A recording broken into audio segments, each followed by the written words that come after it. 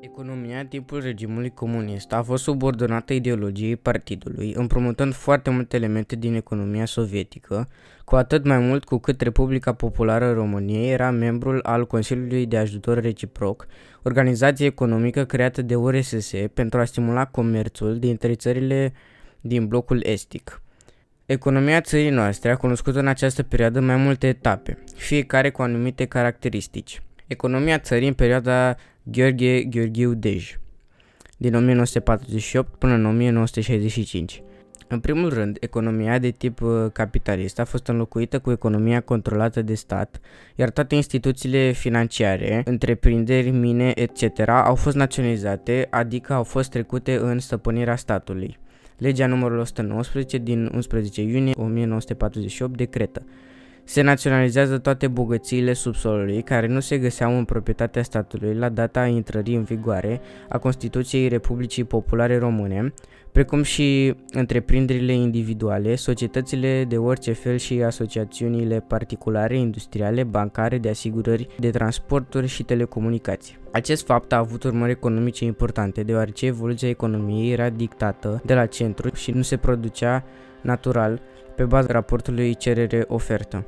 Întregul capital era al statului, care dicta liniile de dezvoltare, care adeseori nu ținea cont de interesele reale ale societății. De asemenea, în 1951 a fost instituit primul plan cincial, 1951-1955, adică economia țării trebuia să se dezvolte după un plan pe 5 ani, hotărât de conducerea centrală, planuri care nu permiteau o dezvoltare firească și naturală a economiei. În perioada regimului comunist de tip stalinist, care a coincis cu perioada când la conducerea Partidului Muncitoresc Român s-a aflat Gheorghe Gheorghiu Dej, economia a fost cu totul subjugată intereselor sovietice. În scopul plății datoriei de război pe care avea România față de URSS de circa 300 de milioane de dolari, calculat la cursul din 1938, s-au creat sovromurile, societăți mixte româno-sovietice înființate în 1945, în urma unui acord între România și Uniunea Sovietică, semnat la Moscova pe 8 mai 1945, cu scopul oficial de a gestiona recuperarea datoriilor României față de Uniunea Sovietică. Prin aceste sovromuri au fost scoase din țară și duse în RSS linii de asamblare, utilaje de fabrici și uzine, petrol, cereale și alte materii prime, așa în timp ce populația țării primea mâncare și lemne sau cărbune pe bază de rații. De fapt, încă din timpul războiului s-a instituit sistemul cartelelor, sistem ce s-a menținut o lungă perioadă de timp până către începutul anilor 60, chiar dacă savromurile au funcționat până în 1956, când au fost dizolvate. Colectivizarea agriculturii a început oficial în data de 2-5 martie 1949, când s-a hotărât ca toți țăranii să fie obligați să intre în colective și să muncească pământul la comun. Astfel, mii de oameni au fost obligați să-și dea pământul statului, iar cei care s-au opus au fost arestați. Pentru lucrarea pământului au fost înființate gospodăriile agricole comune sau gospodăriile agricole de stat, transformate apoi în cooperativele agricole de producție. Agricultura s-a transformat, s-a încercat mecanizarea acesteia prin crearea stațiunilor de mașini agricole și stațiunilor de mașini și tractoare.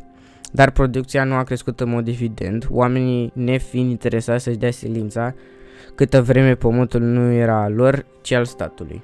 Deși URSS dorea ca România și Bulgaria să fie principalele țări producătoare de cereale, Gheorghe Gheorghiu Dej a inaugurat o politică economică diferită, hotărând crearea unei industrii grele.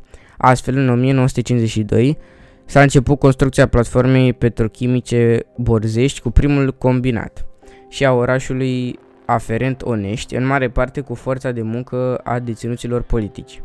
De asemenea, în 1953 a fost dată în exploatare întreprinderea de rulmenți Bârlad, care ulterior s-a dezvoltat ajungând la un număr de circa 9000 de salariați. În 1960 a fost creat combinatul siderurgic de la Galați, care a fost cel mai mare combinat siderurgic din România. România a devenit una dintre principalele țări ale lumii producătoare de oțel.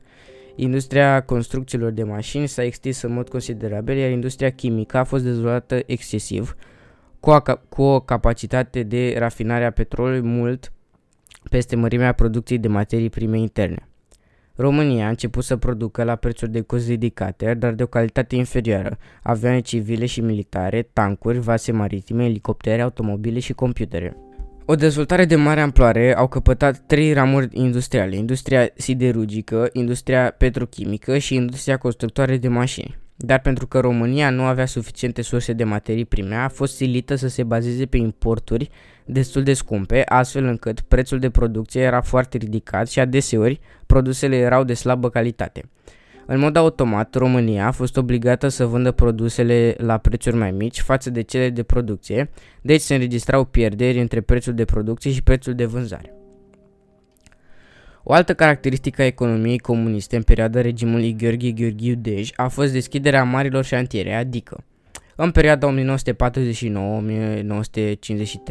a funcționat enormul șantier din Dobrogea, canalul Dunărea-Marea Neagră, care a fost lucrat în general cu deținuți politici, deținuți de drept comun, armată, dar și civili. În 1953 a fost abandonat, nefiind posibilă finalizarea lui fără utilaje. Canalul a însemnat pierderea de multe vieți omenești și mari resurse financiare irosite. Între 1952-1957 a fost construită Casa Scânteii, astăzi Casa Presei Libere, cea mai înaltă clădire din România timp de 50 de ani. Între 1950-1960 a fost construit și barajul de la Bicaz, construit tot așa cu mână de lucru militară și cu deținuți politici. Economia țării în timpul lui Nicolae Ceaușescu, 1965-1989. În timpul regimului Nicolae Ceaușescu se constată existența a 2 faze de evoluție a economiei comuniste. Perioada 1965-1980. Odată cu ajungerea lui Ceaușescu la putere, martie 1965, economia țării noastre a cunoscut noi linii de evoluție. Într-o primă fază s-a continuat industrializarea masivă a țării, orașul cu cea mai mare platformă industrială din țară fiind Brașovul.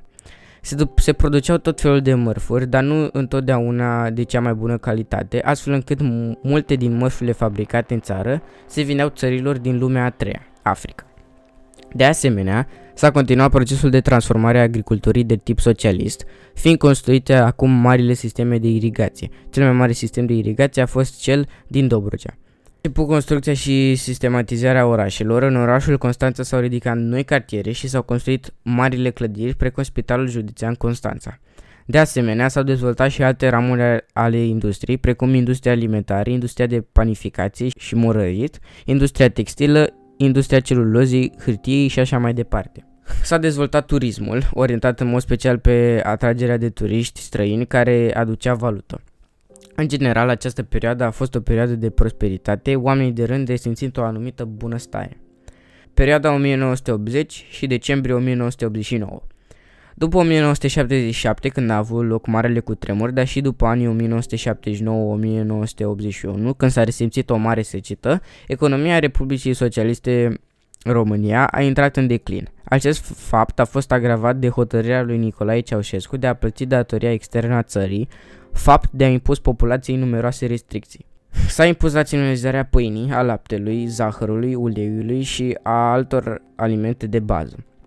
Au dispărut treptat produsele considerate de lux, precum cafeaua, mirodenile, untul și așa mai departe, fiind înlocuite cu produse locale de slabă calitate. De exemplu, cafeaua a fost înlocuită cu nechezol, untul cu margarina și așa mai departe. Carnea era în mare parte exportată, iar către populație era vândută carnea de calitate inferioară, gen tacâmurile de pasăre, gâturi, capete și picioare, macroul congelat, o mare parte din mâncare constând de fapt din conserve de diferite feluri. Treptat s-au redus importurile destinate populației, necesarul acesteia fiind realizat pe plan local. Nu se importau pantofi, ci existau fabrici de pantofi gen Cuban.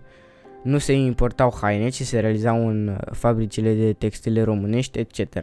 Un alt aspect al economiei românești din această perioadă a fost intensificarea exporturilor de materii prime românești, fapt care a adus mari prejudicii economiei țării, implicit populației.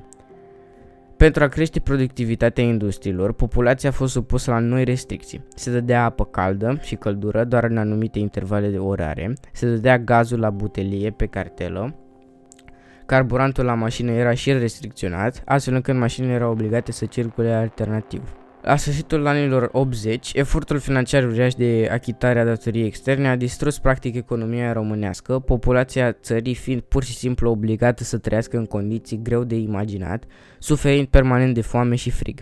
Deși oamenii primeau lunar salarii, nu aveau ce să cumpere cu banii primiți de la stat, existând o penuire permanentă de hrană și alte produse necesare traiului. În cele din urmă, nemulțumiți de privațiunile suferite, românii s-au revoltat în decembrie 1989, revoltă care a condus la înlăturarea regimului comunist, a regimului Ceaușescu și la instituirea statului democratic.